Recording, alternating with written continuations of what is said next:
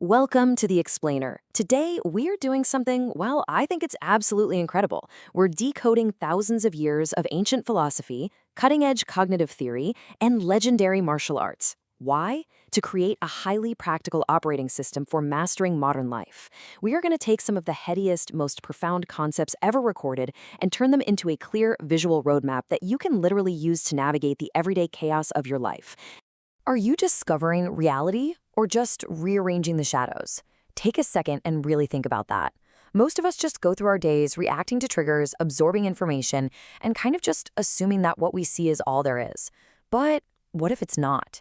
Okay, let's dive into this because answering this exact question reveals the foundational split in human perception. It's a split that dictates how you make decisions, how you learn, and most importantly, how you break out of the patterns that are holding you back. So to really wrap our heads around how our minds operate today, we've got to start with Act 1, the cave versus the computer.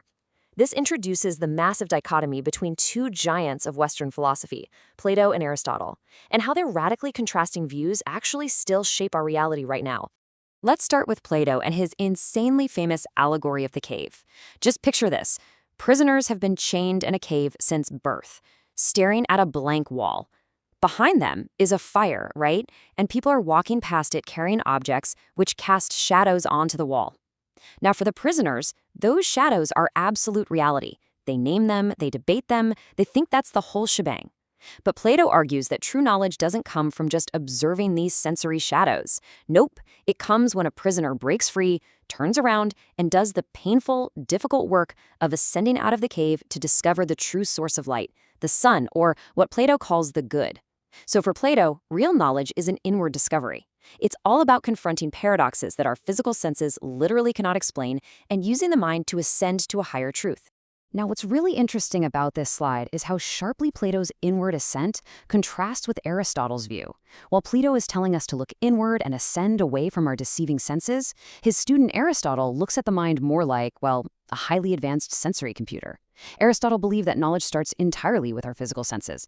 We take in data from the physical world, our brain processes it, categorizes it, and rearranges it into knowledge. And look, it's incredibly practical. It is literally the foundation of modern empirical science. But as our sources point out, it leaves a pretty big question mark around true human creativity. Are we just rearranging data blocks in our heads? Are we actually capable of discovering something entirely new through the mind?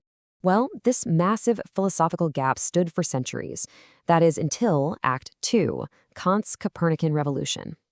Immanuel Kant stepped in to bridge this massive divide. He had essentially been awakened from the extreme skepticism of his time, specifically by the philosopher David Hume, and he realized both of these giants were partially right, but missing something absolutely crucial. To understand Kant's dense philosophy, let's anchor it to basic math. Take the number 12.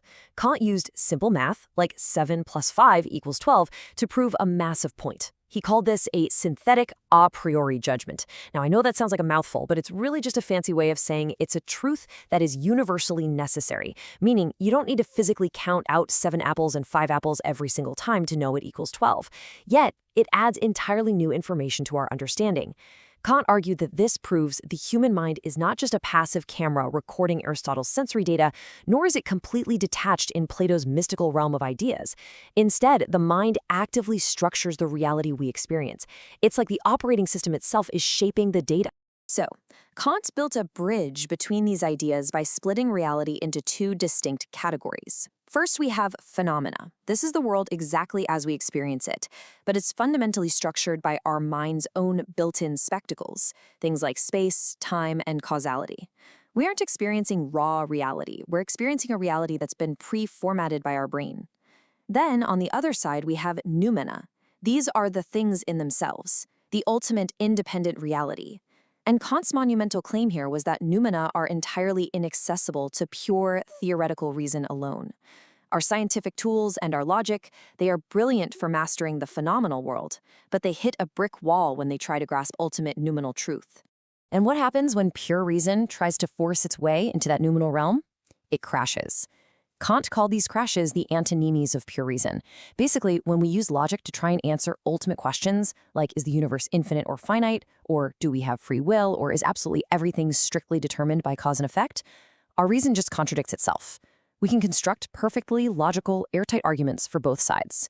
Kant showed that this is pure reason overstepping its bounds. It's trying to apply the rules of the sensory cave to the blinding sunlight outside. So, if our pure reason and sensory data can't reach ultimate reality, what actually can? Well, Kant said we have to limit theoretical reason to make room for practical reason. We have to make room for moral duty and faith. As the source beautifully points out with the quote, "The kingdom of God is within you." Transitioning into our third act here. This inward journey, going beyond just logical data processing, is how we actually touch the noumenal world. It's not out there in the sensory shadows. It is an inward discovery. Let's move to and see how this builds when we map Kant's philosophy onto Gary Zukav's modern spiritual framework. In step 1, we operate as 5 sensory beings. This maps perfectly to Kant's world of phenomena.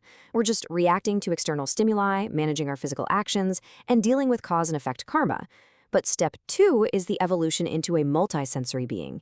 This is where we align with the noumenal. Instead of relying purely on sensory logic, we access intuition, authentic power, and soul alignment. We finally stop just reacting to the shadows and start sensing the actual light.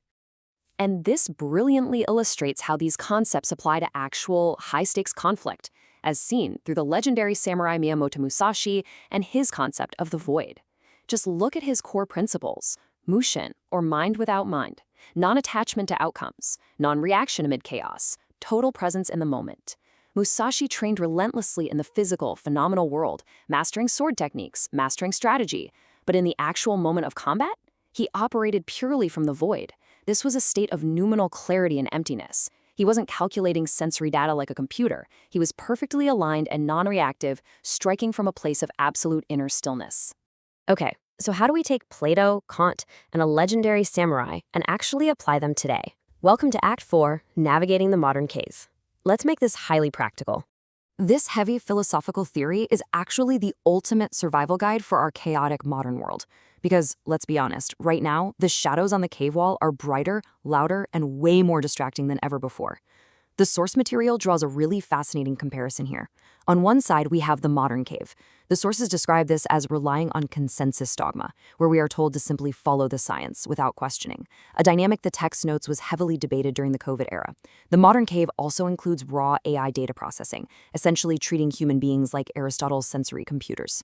But on the other side is the Platonic ascent. This requires inner mastery, genuine truth-seeking, and soul alignment.